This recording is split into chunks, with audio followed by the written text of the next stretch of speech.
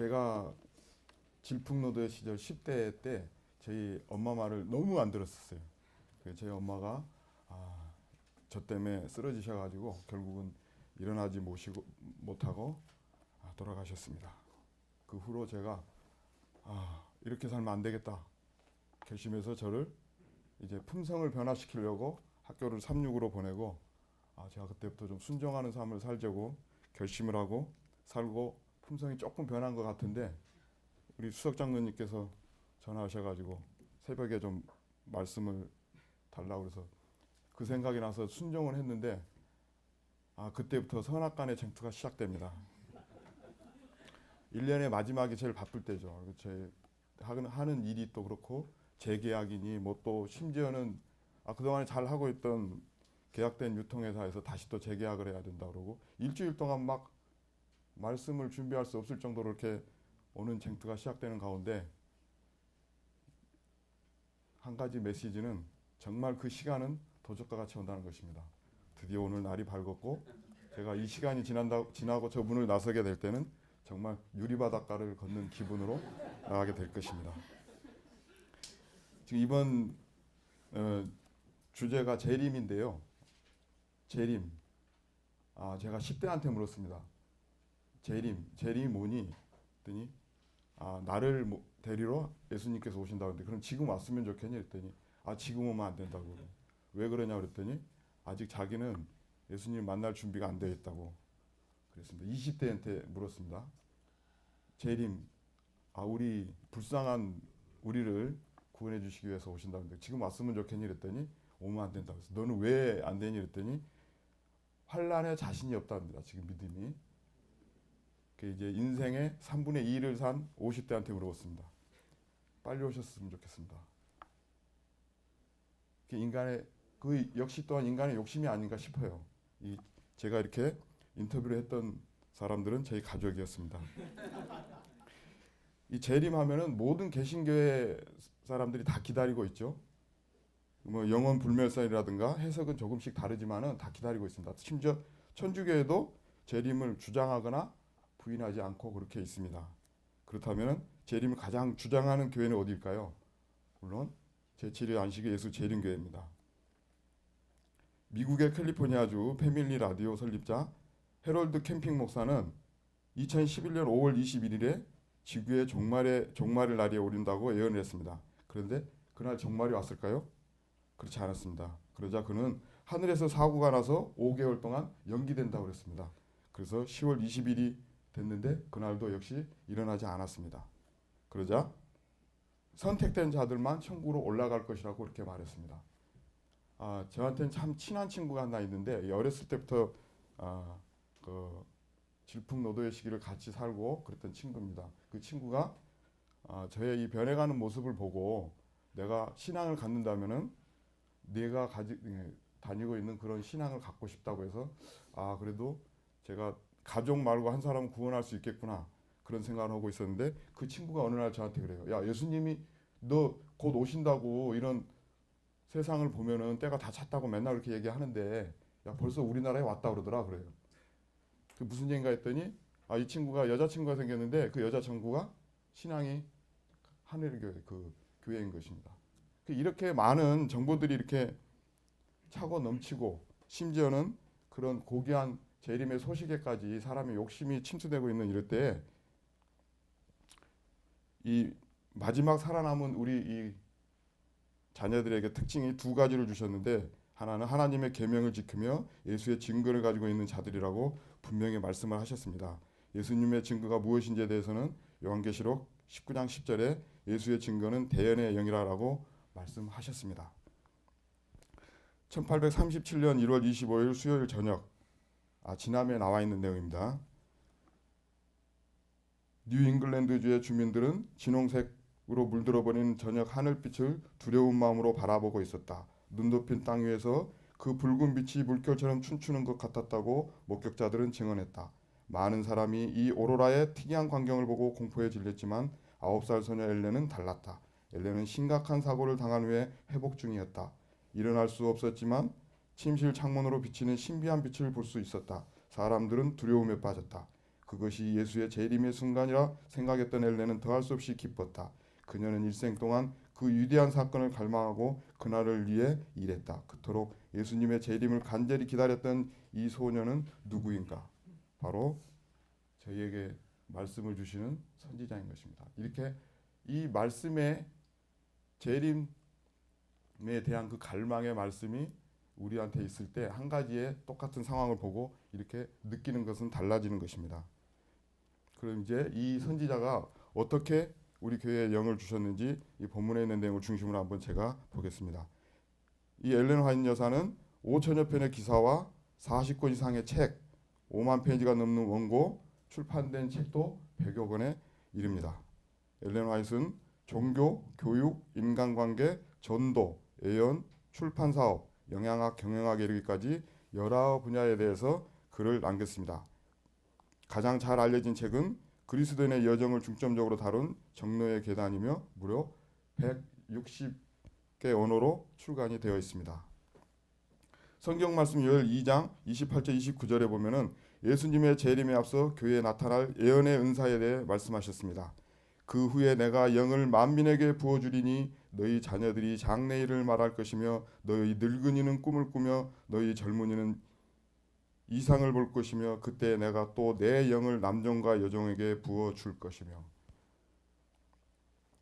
초대교회에 나타났던 방언의 성령 은사들은 재림 전에 있을 성령의 임재에 대해 맛보기로 우리에게 주어졌습니다.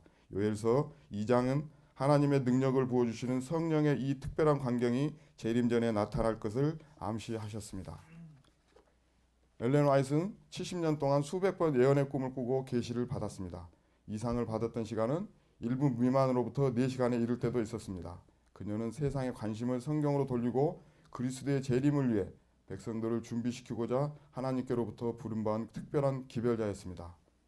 증언 9권 106쪽에 보면은 우리의 사업이 하나님께 간합되려면 우리 모두가 하나님 앞에서 자아희생의 위치로 돌아갈 필요가 있다. 우리가 마음속에 진리를 소유하지 않으면 우리의 신앙 고백은 아무 쓸모가 없다는 것을 기억해야 한다. 우리가 멸망해가는 세상의 필요를 이해하려면 회개케 하는 하나님의 능력이 우리를 사로잡을 필요가 있다. 그대들에게 주는 나의 기별은 이것이다. 준비하라. 주님 만나기를 준비하라. 그대들의 등을 손질하여 진리의 빛이 길과 산울가에 비치게 하라. 만물의 마지막이 가까웠음을 경고받아야 할 세상이 있다. 나의 형제 자매들이여 주님을 찾을 수 있을 때 찾으라. 물론 이 예언의 은사가 성경을 대체할 수 있다는 그런 의미는 아닐 것입니다. 엘렌 화이트는 참 선지자에 관해 성경에 나타난 모든 시금석과 일치하는 선지자입니다. 엘렌 화이트의 사역은 성경을 더 깊이 연구할 수 있도록 촉구하는 것입니다. 엘렌 화이트의 글에서 긴박감을 느낄 수 있습니다. 그녀가 예수님을 개인적으로 만난 것은 1844년을 앞두고 그리스도께서 속히 오신다는 기대감에 차 있을 때부터였다. 이후 재림에 앞서 어떠한 사건들이 일어나야 할지 깨달았을 때에도 그녀는 여전히 자신의 삶을 재림에 대한 열정으로 불태웠다. 심판과 구원에 관한 예언은 구약의 선지자 이사야, 에스겔, 요엘, 스바냐 등 많은 선지자들이 끊임없이 여호와의 날이 임할 것이라고 예언했고 특히 요엘은 시온에서 나팔을 불며 나의 성산에서 호각을 불어 이 땅 거민으로 다 떨게 할지니 이는 여호와의 날이 이르게 됨이라. 이제 임바가 있으니 곧 어둡고 캄캄한 날이라. 빽빽한 구름이 낀 날이라. 새벽빛이 산꼭대기에 덮인 것과 같으니 이는 맑고 강한 백성이 이르렀습니다. 이 같은 것이 자고 이래 없었고 이후 세세에 없으리로다. 요엘서 2장 1절 2절 말씀입니다. 라고 분명히 긴박하게 말씀하셨습니다. 또 신약의 기록자 베드로, 바울, 야고보 등 많은 기자들이 공통적으로 예수께서 속히 오실 것이라고 가르치셨습니다.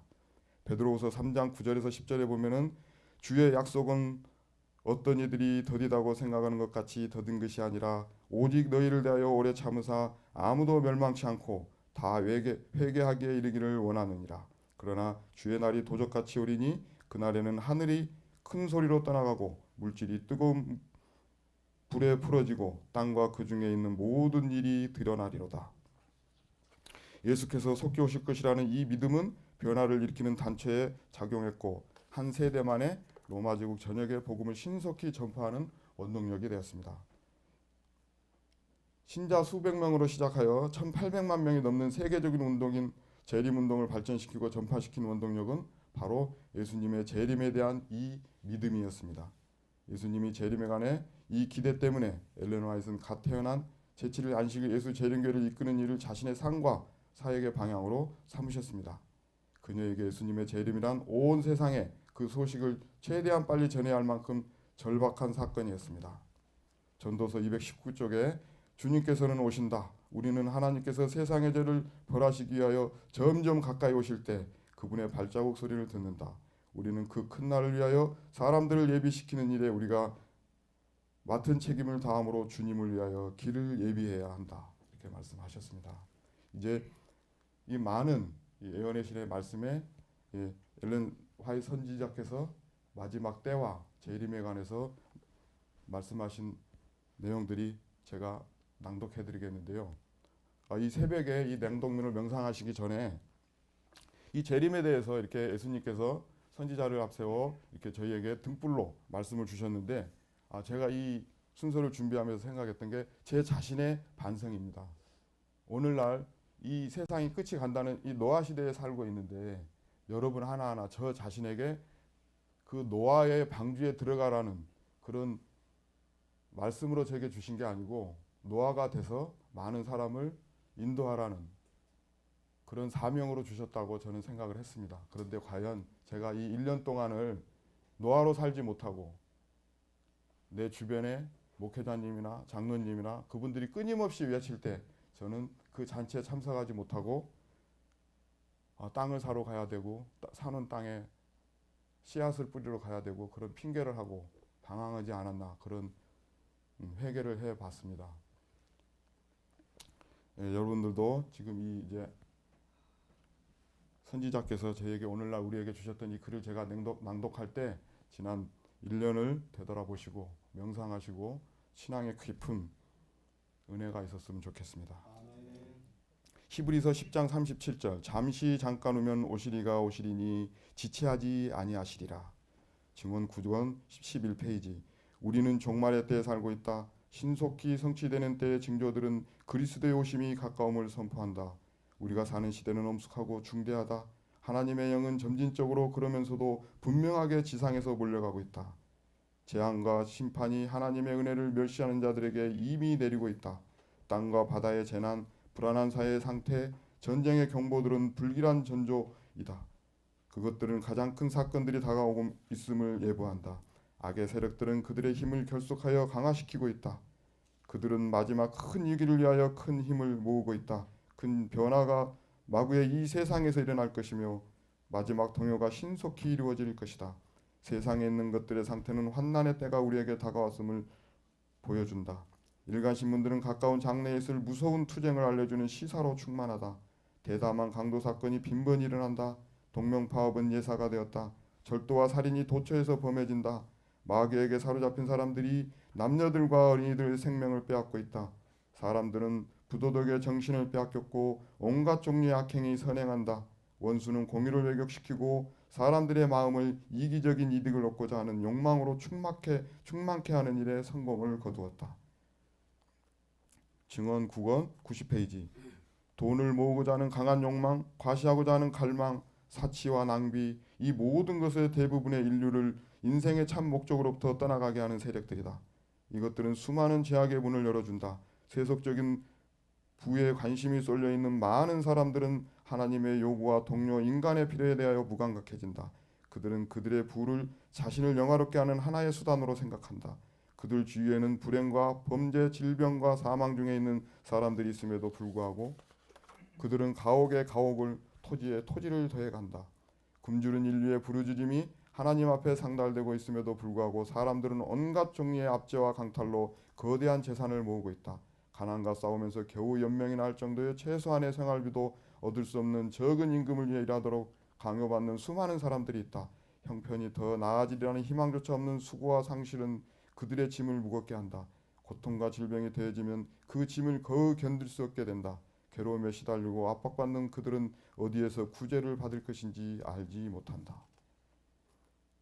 생애예비 176페이지 말씀입니다. 그리스도께서는 당신의 재림에 대한 징조를 주셨습니다.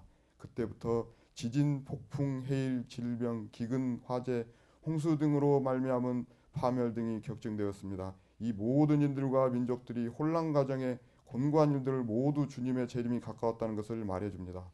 이 모든 징조들을 바라보는 사람들에게 그분께서는 이 세대가 지나가기 전에 이 일을 다 이루리라 말씀하셨습니다. 그리스도께서는 오십니다. 그분께서는 구름을 타고 큰 영광으로 오십니다. 빛나는 천사들의 무리가 그분을 수행할 것입니다. 그분께서는 죽은 자를 살리고 살아있는 성도들을 영광으로 변화시키기 위하여 오십니다. 그분께서는 당신의 사랑하고 당신의 계명을 지키는 사람들을 영화롭게 하고 그들을 당신께로 데리고 가기 위하여 오실 것입니다. 그분께서는 그들을 잊지 않으실 뿐만 아니라 당신의 약속을 잊지 않으십니다.